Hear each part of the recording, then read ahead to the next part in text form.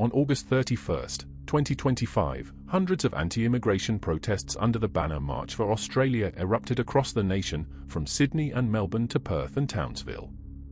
Organisers, including nationalist figures like Pauline Hanson, Bob Katter, and the extremist National Socialist Network, called for an end to what they described as mass immigration, claiming it threatened Australian culture and infrastructure.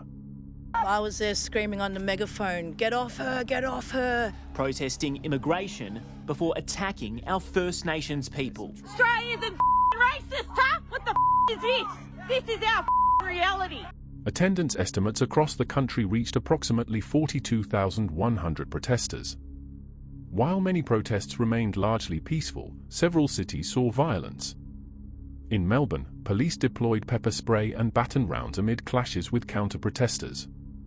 6 arrests were made for offences including assault and attempted robbery. The presence of neo-Nazi elements was impossible to ignore.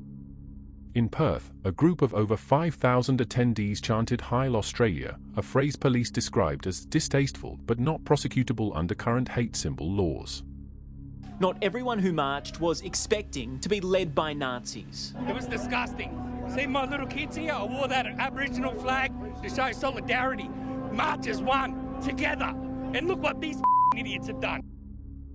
Meanwhile, in Townsville, demonstrators displayed overt white supremacist symbols, runes, modified flags, and banners tied to extremist ideologies.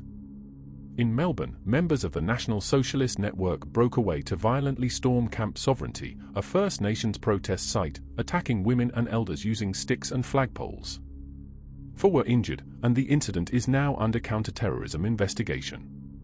Prime Minister Anthony Albanese condemned the marches as divisive and not the Australian way, especially condemning neo-Nazi speakers addressing crowds from Parliament steps.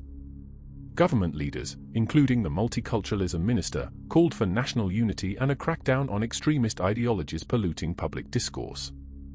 Critics have argued that these protests reflect deeper systemic racism, fueled not just by fringe groups, but also by rhetoric that resonates with mainstream anxieties about immigration and identity. Activists derided Thomas Sewell as the convicted criminal left court this morning. Indigenous leaders later cleansed their camp in a ceremony to expel yesterday's hate. We will not be silenced by hate. Deport them, We don't need them here. And the rest of Australia, thank you for your support and getting behind us.